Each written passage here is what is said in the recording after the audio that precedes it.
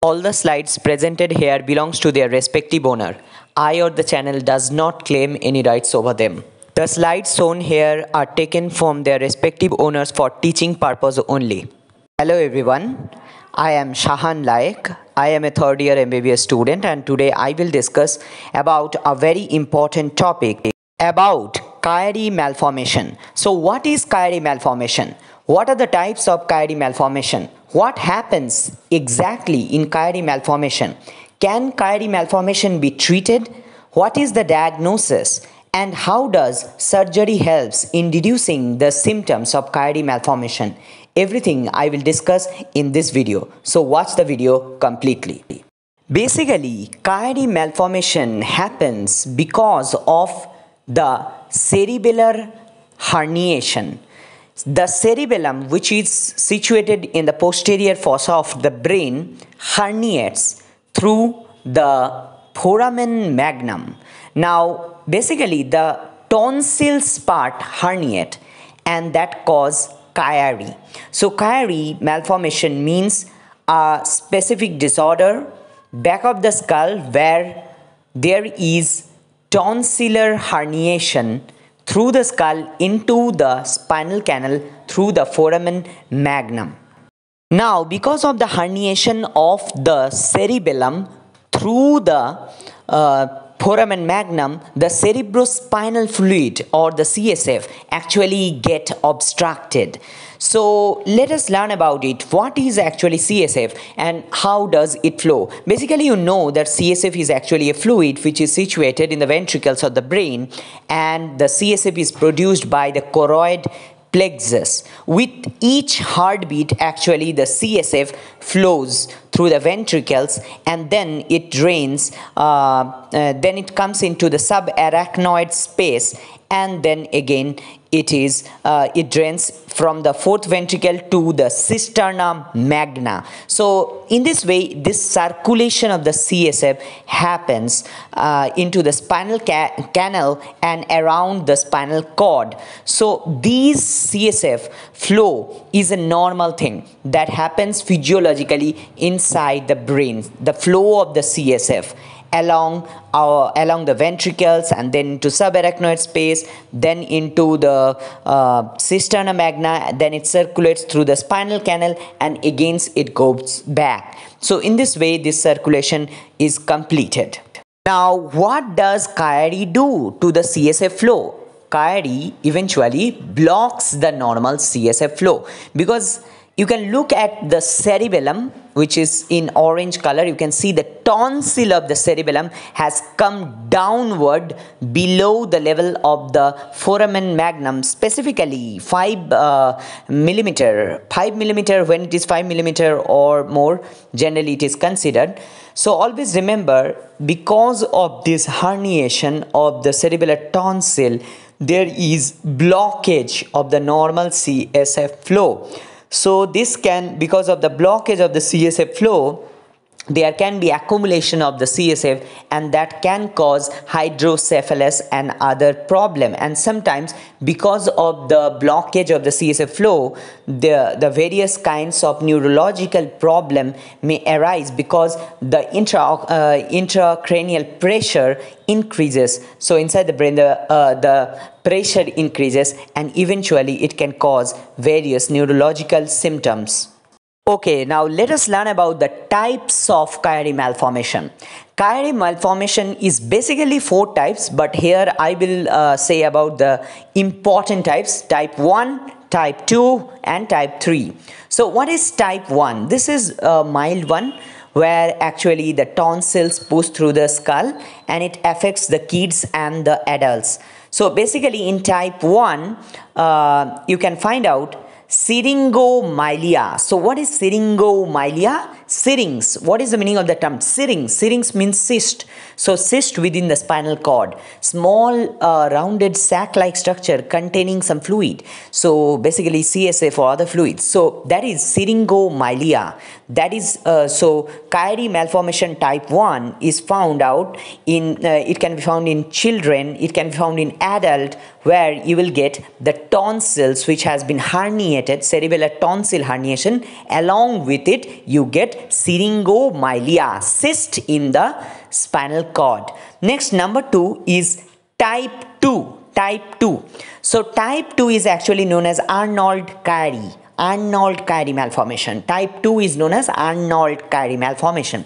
In type 2, not only the cerebral tonsils herniate, but also brain stem herniates, and sometimes fourth ventricles also herniate. So always remember, this is a serious type.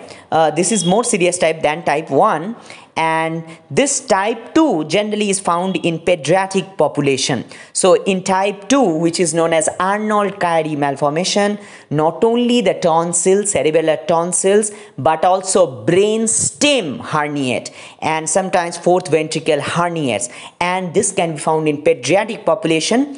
Along with two important presentation of type 2 is hydrocephalus and myelomeningocele. So hydrocephalus in type 2, these pediatric patients have hydrocephalus, that means increased intracranial pressure. A lot of CSF is accumulated, trapped within the head, within the ventricles. So that is hydrocephalus. And myelomeningocele, that means you get a sac-like structure in the lower back of the baby. So that is actually myelomeningocele. What is that? Actually, cele means sac, and myelomeningocele means actually the meninges, that surrounds the spinal cord that comes out and are trapped within that sac. So that is myelomeningocele. So that, along with hydrocephalus and the tonsil and the brainstem herniation, are found in type 2, which is known as Arnold-Chiari. Okay, type 2 is more common, and type 2 is found in babies. Okay, type 1, I told you, only tonsils, found in kids and adults with syringomyelia. Hope now you can differentiate between type 1 and type 2. Now, what is type 3? Type 3 Chiari malformation is where cerebellum and the brainstem comes out. So the whole cerebellum, you can see the small baby on the lowermost picture of the baby, right side, that you can see how there is a large sac on the back of the neck of the baby. That is known as encephalocele. Encephalo. So cephalo means something part of the encephalo means something part of the brain. That means cerebellum, and cele means in a sac. So you can see the whole cerebellum and the brain stem that comes within that sac of the baby. That is type 3. This is type 3. So there are 3 types: type 1, type 2 and type 3. Let me revise for you. Type 1 is where only the tonsils herniate, can be found in kids and adults, presented with syringomyelia, cyst in the spinal cord. In type 2, which is called the Arnold-Chiari, it can be found generally in the infants population, and where tonsils along with brain stem comes out, and it can be presented with hydrocephalus and myelomeningocele.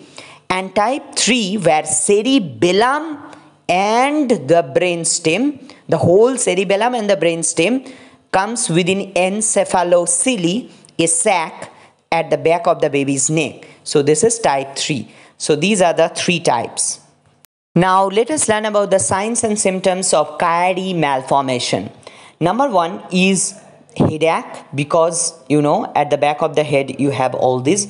So headache generally is there at the back of the head, and this headache comes forward when you cough, when you sneeze, when you have straining. So at that time the headache actually increases. Neck pain, there is neck pain, there is balance problem, ear problem, sleep problem, basically the apnea, and swallowing problem. The patient cannot swallow food properly. Facial pain and numbness, sometimes weakness is there in the hands, numbness in the hand, weakness in the hands, arms, legs, weakness in the legs, numbness in the legs, thinking problem, sometimes the memory problem, Family history of Kyrie, vision problem, sometimes vision problem, and fatigue and depressions are also there. Mainly you will get headache, neck pain, and different kinds of weakness on the hands and legs of the patient, and swallowing problem and sleep problem. These are the main thing. Along with that, you can get the vision problem, fatigue, and depression. Now, how can we diagnose Kyrie malformation? Kyrie malformation is diagnosed with the help of MRI. So, when you do the MRI, basically you can see the right side, there is a MRI where you can see how the tonsils has herniated within the foramen magnum. It has come downward, and you can see the yellow color line that is actually measuring how much it has been herniated. So the size of the herniations can be measured by this, but always remember the size of the herniation is not related with the symptoms or severity, how much severe the symptom will be. It doesn't mean that more herniation is there, that means more severe symptom will be there. That is not correct. So size of the herniation is not related, is unrelated to the symptom severity. And standard MRI is generally used for finding out the tonsils, how much tonsillar herniation, and we can actually measure computerized by MRI. Now, sign MRI. What is sign MRI? Sign MRI, CINE, sign MRI is actually a kind of MRI study where you can find out the flow of the CSF. You can actually see here, it is a picture, but if there is a video, you can see actually how the flow of the CSF is going on. On the left side, you can see the normal flow. On the right side, it has been the flow of the CSF is blocked because of the Kyrie malformation. So you can study directly by sitting on your computer. Now, because of the blockage of the CSF, actually it can lead to a condition known as syringomyelia. Syringomyelia I have already discussed, but let us discuss discuss with details, like what is syringomyelia. Syringomyelia means development of syrinx. So what is syrinx? Syrinx means cyst, development of cyst. A sac-like structure which contains fluid is known as cyst, So this syringomyelia is generally found in Kyrie 1 malformation. Can you remember the types of Kyrie I discussed?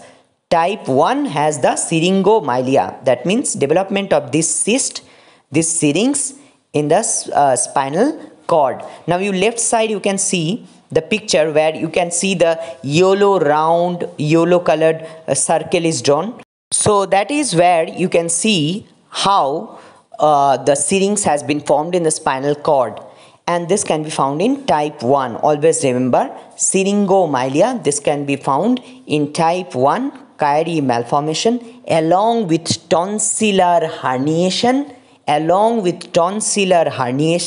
syringomyelia in both adult and kids population. Now, what are the symptoms we get because of the syringomyelia? So because of syringomyelia, you will get loss of sensitivity. So you cannot feel whether hot or cold. You cannot understand it is hot or cold. Basically, this sensory loss occurs along the cape. Now, what is cape? C-A-P-E, cape. Cape over the shoulder? You don't know. So cape is actually the region over your chest, the region over your chest and over your shoulders. So all these region over your chest, over your shoulders, all these regions are known as chest, or is known as cape. So where you will find the sensory loss, you cannot find any hot or cold sensation. And you may get numbness, tingling sensation, sometimes weakness. So all these you can get in the hands and the feet. So sometimes the patient complains of the patient has a numbness in his hand, numbness or tingling sensation in his feet or hands. So these are generally there because of syringomyelia. And sometimes the patient complains of muscle spasm, muscle spasticity, and sometimes weakness of the muscle and headache because the person is having Kyrie. So for Kyrie you will get a headache and pain in the neck stiffness sometimes, and loss of the bowel and bladder control. So these person losses the bowel and the bladder control. You cannot control your bladder, you cannot control your bowel because you are having the syrinx.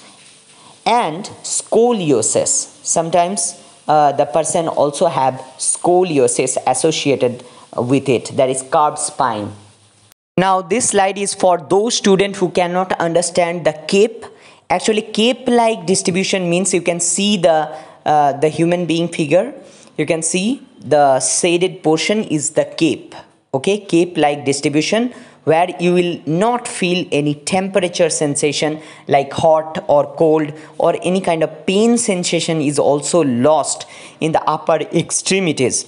So, and also preservation of the light touch and proprioception, but the light touch and the proprioception is preserved here. So in case of syrinx formation, in case of cyst formation, cavity formation within the spinal cord, that is syringomyelia, you get this cape like distribution. So what is the treatment option for type 1? Generally type 1 is not very severe, and type 1 is treatment is observation, just wait and watch. Patient with type 1 on MRI but do not have any symptoms, significant symptom. Basically on MRI you can get type 1, but the patient may not show any significant symptom. So for that reason the patient need to be observed and wait. If any symptom develops, then the treatment starts. And there is also surgical option, but this surgical option is for those patients who has significant symptoms. Even the person is having Chiari 1, he is having significant symptoms, and blocked CSF in the MRI, syrinx in the spinal cord. So all these things are there in that person. Not only Chiari 1 is there, not only the tonsillar herniation is there, he's also having syringomyelia, he's also having blockage of the CSF flow in MRI. The person is having neck stiffness, the person having severe headache, swallowing problem, vision problem, walking problem, gait problem, arm and the leg weakness, and sleep problem like apnea and snoring. So all these are there in a person, then you need to treat it by surgery. During the observation period, actually many things are given, like for headache you give medication to relieve the headache. Next is the sleep study evaluation is done, how much sleep apnea the person is having. A CPAP machine is actually can help to improve the quality of the sleep and also reduce the fatigue the person is having. And sometimes the doctors also advise to shed some pound of weight to reduce the strain and spasm in the legs and arms, so that it will improve, the person's will improve from the numbness and tingling sensation in his arm. And basically plant-based food like nutritions are asked to take, and sometimes the patient are also asked not to involve in heavy activities, sporting activity like roller coaster, like cycling, water sports, and sometimes other like yoga and tai chi. All these techniques are asked so that the muscle can be relaxed. Now there are other things that must be observed during the observation period. The patient is asked not to go to a chiropractic, and because that can worsen the herniation, and also the patient is asked to stop cervical traction if he has any kind of traction, and also do not participate in roller coaster and other G-force to the neck, and do not participate in football or soccer or diving or running or athletics or weightlifting or any kind of gym activity. Everything must be stopped. And constipation and straining during the bowel movement is also not recommended, because this can worsen the syrinx. And lumbar puncture should also be not done in those patients. Natural childbirth is also avoided in those patients. So basically, those who have symptoms, those patients, they are done for surgery. So what is the goal of surgery? The goal of surgery is actually to repair the mechanical defect and to restore the CSF flow. Mainly, the CSF flowing has been blocked. This CSF flow must be restored. There is a practice in surgery known as posterior fossa decompression. Now you know posterior fossa, this is the fossa where the cerebellum actually remains, and from there the cerebellar tonsil has been herniated downward inside the foramen magnum. So you can understand a part of the bone, mainly the occipital bone is removed. Sometimes C1 also removed, and part of C2 is also removed.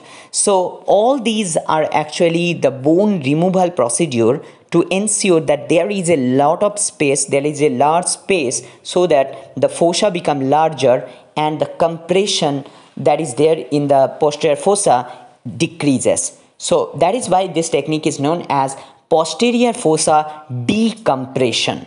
So the steps of the Kyrie surgery are as follows. Number one is actually the skin and the muscle incision is done.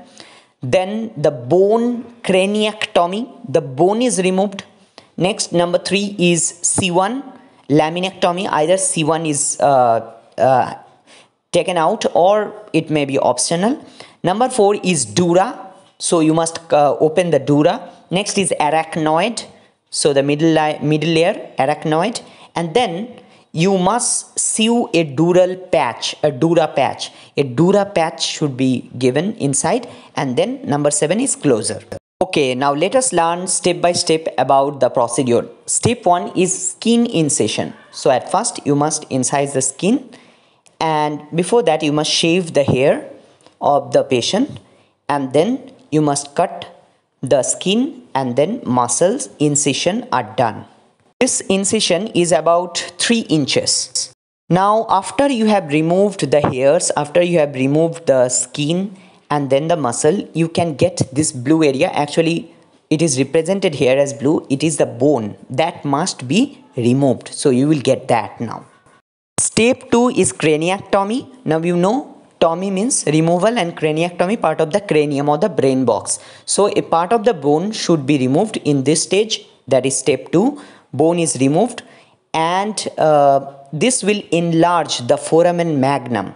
Now after you have removed the bone, you will get a visualization of the dura. Now you know there are 3 matters. One is dura matter, arachnoid matter, and the pia matter. So these are 3 coverings, meninges of the brain. The dura is the outermost, so you will look into the dura. Now you will get access to the dura after cutting the bone. Now this is step 3, which is optional step, C1 laminectomy. C1 removal is a optional step and may be needed depending on how far the tonsil has descended. So if the tonsil has descended to a lower extent, then you may also remove C1. But if the tonsil is just a little bit, it has descended, so you do not have to remove C1. So it depends on the cases. In some case, you may also find that the tonsil has become reduced, so you don't need to remove C1 in that case also. So now the next step is dural opening. So now you will get access to the dura. Now open the dura and examine the tonsils there. Now at this point of time, you can do a optional step of US. Now you can do a ultrasound, because at this time you can understand how much the CSF flow is going on. You have to evaluate the CSF flow. So before opening dura, if the CSF flow is actually improved, if the CSF flow is good, then you don't need to open the dura. But if the CSF flow is blocked, then you have to open the dura and insert a patch. Always remember, when the CSF flow is blocked, then you need to open the dura and insert a patch. So before just touching the dura, you can do an ultrasound and you can check if the CSF flow is good or not. Now in step 5, you got arachnoid. Now you know arachnoid is the middle layer, and you can open the arachnoid. After opening arachnoid, you can get the tonsils get gently separated and adhesions are cut. So the tonsils are generally separated and the adhesion which is there is cut out, and always ensure that there is no obstruction to the good CSF flow. The CSF flow is proper. You must ensure that by opening the arachnoid and separating the tonsils, and you must ensure this thing because the main motive of this surgery is to restore the CSF flow. Now here comes another optional state, and that is it also depends on if the tonsil is shrinked or not. If you find out that the tonsil is shrinked, so it is already small, now you can actually stretch and damage the tonsils with the help of electrocautery. So with the help of electrocautery, you can damage the shrunken damaged tonsil, because these are of no use. And we have already discussed that if you find a shrunken tonsil, a shrink tonsil, then you don't need to cut the C1. So C1 laminectomy should not be done in that case. Now we come to step 6. In step 6, you have dura patch. Now this patch is placed under the dura and sewn in place. Now this, what is the utility of this dural patch? Now this dural patch will actually enlarge the space. Enlarge the space around the tonsil, because this space has become smaller. The space around the tonsil has become smaller and the CSF flow is obstructed. So you must give dural patch that will allow to enlarge the space around the tonsil, and just similar to that of the waist banding in a pair of pants. And you can see the right side picture how the dural patch look like. So in this way you place the dural patch. Okay, now let us discuss about the types of dural patch material. Like the dural patch can be of different types, like pericranium. It is made up of pericranium. So what is pericranium? That is, this dural patch is made up of the patient's own tissue. That is called pericranium.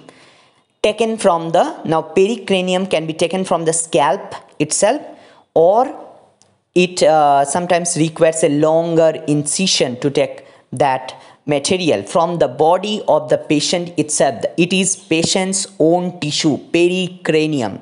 Next is cadaver dura. Cadaver dura are actually taken from the cadaveric donors, and basically they are donated dermal layer of the skin, and these are donated these are taken from the tissue of organ donor actually. Next is animal collagen. Animal collagen also sometimes helps in making this dural patch. Now this can be of DuraGen, DuraGuard and DuraPair. DuraGen means it is made from cow Achilles tendon, that is DuraGen. DuraGuard is made from cow pericardium. Cow pericardium is DuraGuard. You can remember pericardium guards the heart, so DuraGuard came from cow pericardium. And DuraPair, so DuraPair is actually from the cow skin. So DuraPair from the cow skin, DuraGen from the cow Achilles tendon, and DuraGuard from the cow pericardium. Next we come to step 6, that is known as DuraSealant, where we actually use the fibrin glue. So fibrin, with the help of the fibrin, we have created a glue, and this will help to seal the entire area. And because we must prevent the leakage of the CSF. If there is CSF leakage, then there will be further complication to this problem, to this surgery. Now this is step 7, which is the last step, and that is closure. So you must close. The strong neck muscles should be covered and protect the bony opening, and the skin and the muscles are sewn together, and just you bury with suture. Now what about the recovery process from the surgery? Basically, after the surgery, the patient will not experience the headache, the neck pain. So because after taking not only after doing the surgery, you need to continue the pain medication, the muscle relaxation, the ice packs should be given, and after some weeks you will not have the headache, neck pain and all this. Next, you must avoid something that is bending over, head low position and straining, or different kinds of activities of sports I told you. So all these, and pushing bowel movement, and also prolonged coughing, all these things must be avoided even after the surgery. Now doctors also give some exercise. You can see the right side picture how you must do this isometric exercise, and after 2 to 6 weeks you may follow up. You can do all these exercise, and you can go to your work after 2 to 6 weeks, and you can again make a sign MRI after 6 months to 1 year. You can visit doctor and you can make a sign MRI and check whether the flow of the CSF is proper or not. Generally, major complication, post-surgery complication do not occur, but sometimes leakage of CSF, this can be a complication of the surgery, and sometimes pseudomeningocele, that is formation of CSF pack or collection of CSF under the skin sometimes can occur, and sometimes infection can occur. So all these are post-surgical complications.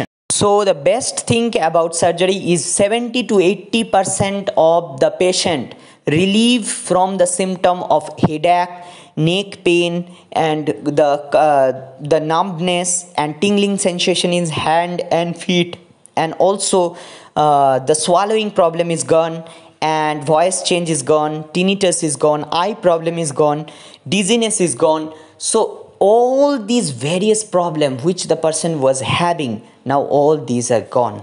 And for the person who are having Chiari 1 with syringomyelocele, when they do the operation, they do the surgery, after the surgery the syrinx actually size becomes shrinks, and sometimes the syrinx also disappears.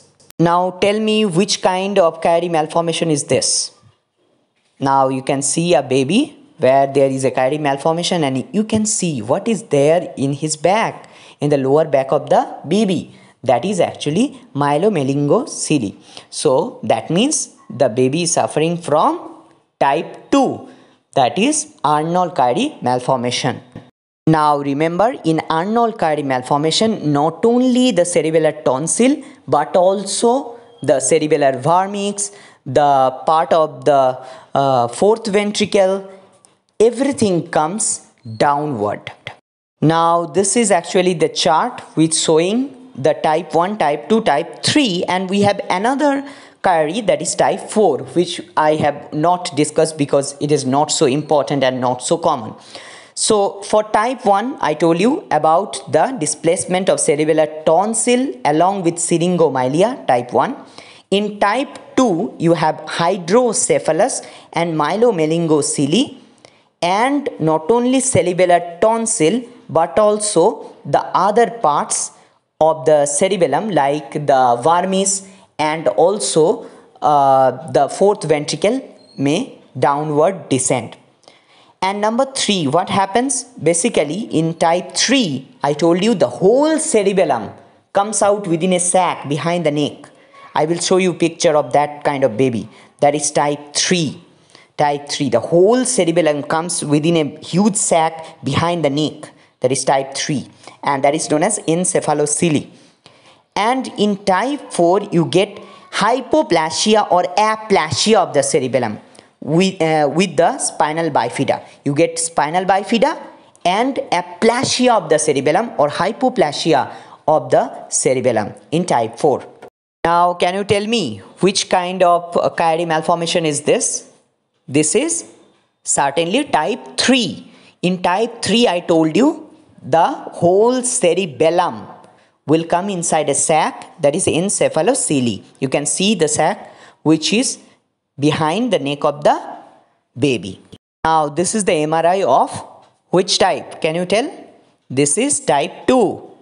That is Arnold-Chiari, where you can see not only the cerebellar tonsil but also the other parts of the cerebellum, the vermix, and also the part of sometimes the medulla and the fourth ventricle, all these has come down. Along with that, the baby is also having meningocele. Thank you so much for listening this video, and if you like the content of this channel, please subscribe our channel and please make a thumbs up and comment down below about Kyrie malformation. And if you like our video and content, please share with your friends our channel name. We have already crossed 650 plus YouTube subscribers, and oh, now it is, I think, 670 plus YouTube subscribers, and already we have 200 plus free medical videos in our channel for helping MBBS students around the globe. Thank you for watching this. Please stay with us. Bye bye.